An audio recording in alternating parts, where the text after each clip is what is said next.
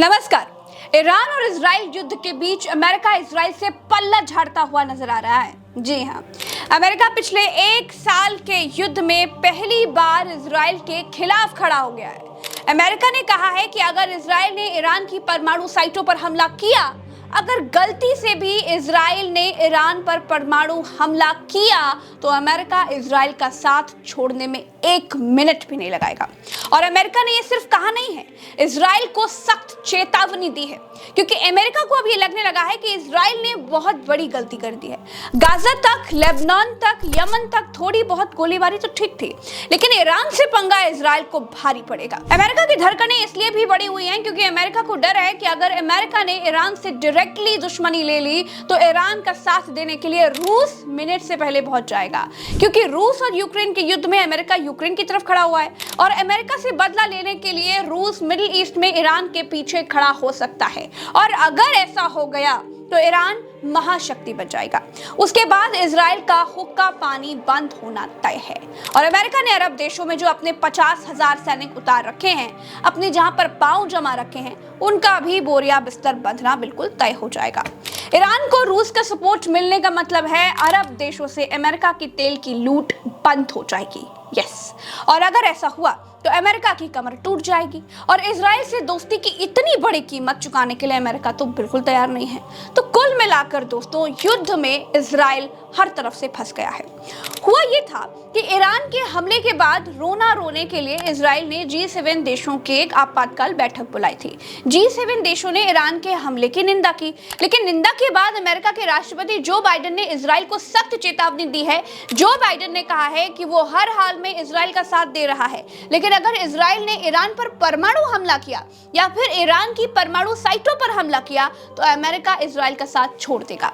G7 देशों में Italy, America, Canada, Britain, France, Germany और जापान शामिल हैं।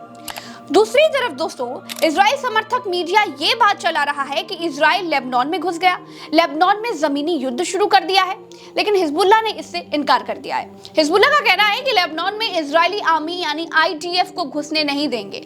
लेबनान में इजराइल ने घुसने की कोशिश की थी। एक घर के भीतर कुछ इजरायली सैनिक पाए गए थे जो लड़ाई में मारे गए। इसकी पुष्टि खुद इजराइल ने भी की है कि उनके 8 सैनिक लेबनान ने मार गिराए हैं। इजराइल डिफेंस फोर्स का ये ट्वीट देखिए जरा, इसमें उन सैनिकों के नाम गिनाए गए हैं जो लेबनान में मारे गए हैं। दोस्तों, इजराइल हवाई जंग में तो बहुत ज्यादा मजबूत है, लेकिन जमीन की लड़ाई में उतना ही कमजोर है। यस, जमीन पर इजराइल गाजा जैसी छोटी सी स्ट्रिप पर 1 साल से फंसा हुआ है, जबकि हमास हिजबुल्लाह जितना मजबूत संगठन नहीं है। गाजा में जैसे ही इजरायली सेना जमीन पर उतरी वैसे ही फंस गए। यही हाल लेबनान का है। जमीन पर उतरकर हिजबुल्लाह से लड़ाई लड़ना इजराइल के लिए बहुत ज्यादा मुश्किल होगा। इससे पहले भी साल 2006 में हिजबुल्लाह और इजराइल जमीन पर भिड़ चुके हैं। 36 दिन के युद्ध में हिजबुल्लाह ने इजराइल को मैदान छोड़कर भागने पर मजबूर कर दिया था। एक चौंकाने वाली खबर यह है दोस्तों कि अब तक अमेरिका बताता था कि कौन आतंकी है, कौन आतंकी नहीं है, लेकिन पहली बार ईरान ने आतंकवादियों की अपनी हिट लिस्ट जारी कर दी है, जिसमें आतंकवादी नंबर 1 कौन है जानते हैं? नेतन्याहू को रखा गया है। और ये लिस्ट ईरानी सरकार ने जारी की है, क्योंकि कुछ दिन पहले नेतन्याहू ने हाथ में एक नक्शा लेकर ईरानी और पड़ोसी मुस्लिम देशों को कर्स यानी अभिशाप कहा था। इस लिस्ट में इजराइल के 11 नेताओं के नाम शामिल हैं। ईरान सरकार के पोस्टर में इसमें लिखा है कि इजराइल के आतंकवादियों की ये लिस्ट है। इस पोस्टर में सबसे ऊपर प्रधानमंत्री बेंजामिन नेतन्याहू की तस्वीर लगी थी। उनके बाद इजराइल के रक्षा मंत्री और फिर चीफ ऑफ जनरल स्टाफ का नाम भी शामिल है। ईरान की तरफ से जारी किए गए पोस्टर में प्रधानमंत्री, रक्षा मंत्री, चीफ ऑफ जनरल स्टाफ के अलावा इजरायली एयरफोर्स के कमांडर, नौसेना के कमांडर, ग्राउंड फोर्स के कमांडर, डेप्यूटी चीफ और general staff, head of military intelligence, head of northern command, head of central command और हेड ऑफ साउदर्न कमांड के नाम तस्वीरों के साथ इसमें है। इस पोस्टर में कुल 11 लोगों के नाम और तस्वीरें छापी गई हैं। इन सभी को ईरान ने इजराइली आतंकवादी कहा है। दोस्तों, इस बार ईरान भी हिजबुल्लाह के साथ मजबूती के साथ खड़ा है और हिजबुल्लाह के साथ ईरान का मजबूती के साथ खड़े रहने का एक रीजन भी है।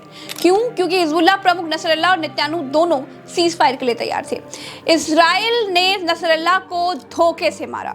अगर आपको ये बात नहीं मालूम है तो मैं बताती हूँ। हुआ ये था कि लेबनान के विदेश मंत्री अब्दुल्ला हबीब ने एक चौंकाने वाला खुलासा किया है। उन्होंने कहा है कि हिजबुल्लाह के प्रमुख हसन नसरल्लाह और इजरायली प्रधानमंत्री नेतन्याहू दोनों सीज फायर के लिए तैयार थे। CNN से एक बातचीत में हबीब ने बताया कि लेबनानी संसद के स्पीकर नबीह बरी ने हिजबुल्लाह प्रमुख से बात की थी। उसके बाद बरी ने अमेरिका और फ्रांस को सूचित किया कि हिजबुल्लाह युद्ध रोकने के लिए तैयार है। सीज फायर की मांग अमेरिका और फ्रांस ने की थी।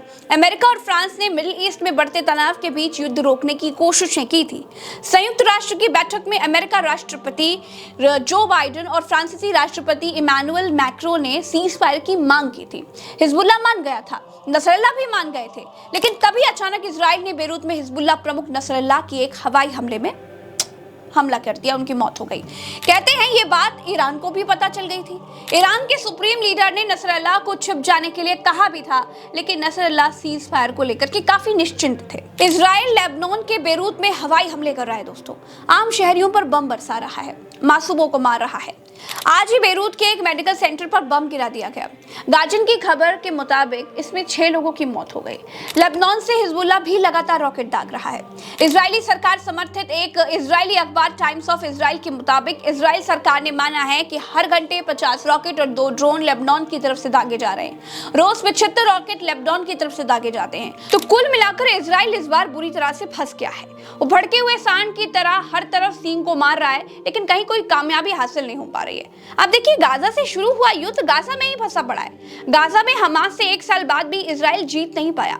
ऊपर से हिजबुल्लाह एक दिन में 75 रॉकेट मार रहा है। तीसरी तरफ ईरान एक साथ 200 मिसाइलें फायर कर दे रहा है।